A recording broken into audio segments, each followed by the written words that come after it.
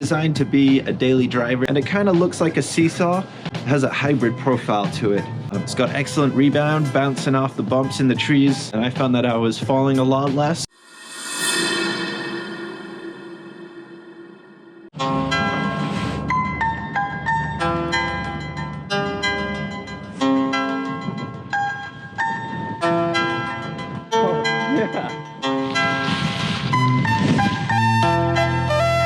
Hey guys, Chris here in Whistler, British Columbia, and today I'm going to be reviewing the LibTech T.Rice Pro HP. This is an all-round snowboard for intermediate to advanced riders, and it has a flex somewhere between about medium to medium stiff. This is the first board designed by T.Rice Rice in collaboration with Mervin Manufacturing that makes all LibTech snowboards, and it's basically designed to be a daily driver, so a snowboard that you can use all over the mountain in all types of conditions.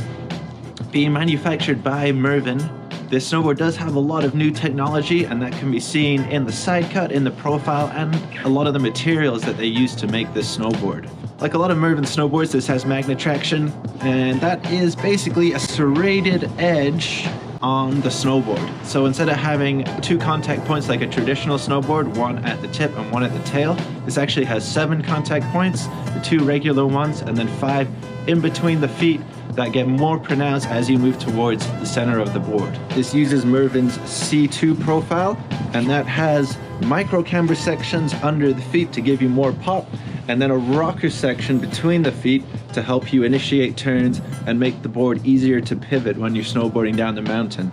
If you lay this board flat on the ground, the lowest point is actually right in the middle of the board, and it kind of looks like a seesaw in that it goes up towards the feet and then will touch down again on the tip and the tail.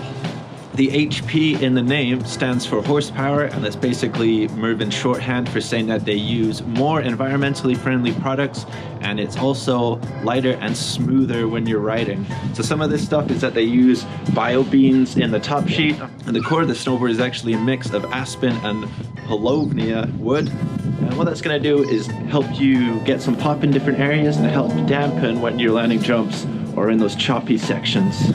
If we look at the rear of the board, you see that it doesn't actually have a full edge. The edge actually goes just past the contact points and ends here, and the top and tail of the board are edgeless. And then the other cool thing too is, like all Mervin snowboards, this actually is supposed to be signed off by the Mervin Tech. Now this one was unsigned, so it had the sticker, didn't have a stamp or a signature on there, so I just wrote in T.Rice Rice. As far as the base goes, this board has a sintered base, and that's going to be faster than an extruded base, but it does require a little bit more maintenance, so more regular waxing on it, and a little bit less durable than an extruded base. So you have to be a little bit more careful. Don't ride over rocks, don't do anything too silly, stay on the snow, and it should be nice and fast and help you carry through all those flat sections. And this is also a twin snowboard as well, so the idea of being twin is that from the middle of the board to the nose and from the middle to the tail, this board is symmetrical. So if you're riding regular or switch, it's going to have that same type of feel, turning, jumping, all around the mountain, and actually makes it a lot easier, in my opinion, to learn switch and to get into doing more switch tricks.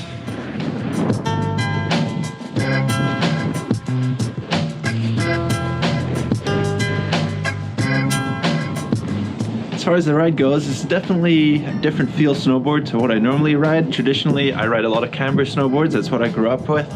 Recently though, I did buy the Jones Storm Chaser powder board, which is very much a rocker snowboard.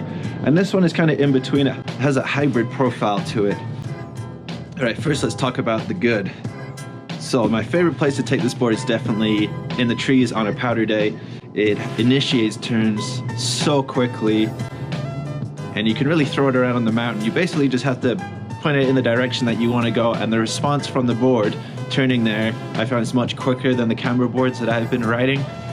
It's got excellent rebound, bouncing off the bumps in the trees, and kind of feels like no matter what you're pushing through, uneven terrain, quick turns, bouncing around down the mountain, basically just comes back wanting more and more, which is awesome.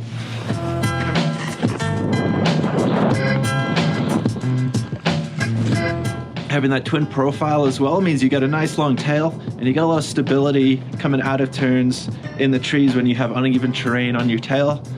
definitely helps the balance going through there, and I found that I was falling a lot less. Yeah, this thing kills on the ice. It's really, really good. Whistler itself isn't a very icy mountain. It's got pretty soft snow conditions most of the time. However, on occasion and a few runs, it does get a little bit icy. And I found with this board, I was basically searching out the steepest, iciest parts on the mountain that I can find, and just taking this through faster and faster, trying to push that edge, push that grip. And it felt like the more that I was doing that, the more the board responded. I never had any edge fallout, slipping out on my edge at all. You have a much bigger margin of error with this board. You have a lot more control. You can be a little bit more sloppy because I feel like the board is going to help you out a lot in those circumstances.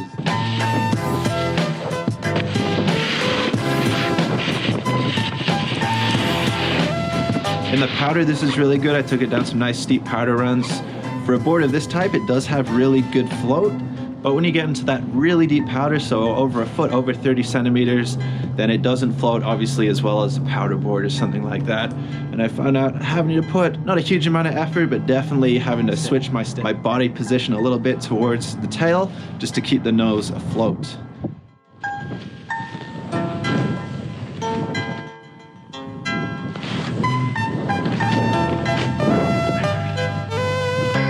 The other good thing about this snowboard is they do make it in a wide. This one is the 161.5. Wide is the second largest they make, going all the way from a 150 narrow to a 164.5. So if you're like myself with size 11 feet, on old boards I typically get heel and toe drag, and that's definitely a bit of a bummer, but with this board I had absolutely none of that. I didn't really feel the magnet traction affecting my turns and carves too much. But when I was going at a very, very fast speed, so basically the fastest that I can go, that top 5% of speed, it did start to feel a little bit uneasy. And I'm not sure if that was the board itself or me still getting used to the board, but definitely something that I'm gonna have to look into a bit more in the future. Overall, I definitely recommend this snowboard. I've had a ton of fun on this, hitting drops, hitting powder, flying through the trees, groomers, getting back more into carving as well because my foot size, I found trouble doing that before. And if you're that intermediate advanced rider that is looking for a board with a lot of new technology, it's got great reputation, good manufacturing quality, definitely check out the T.Rice Pro HP.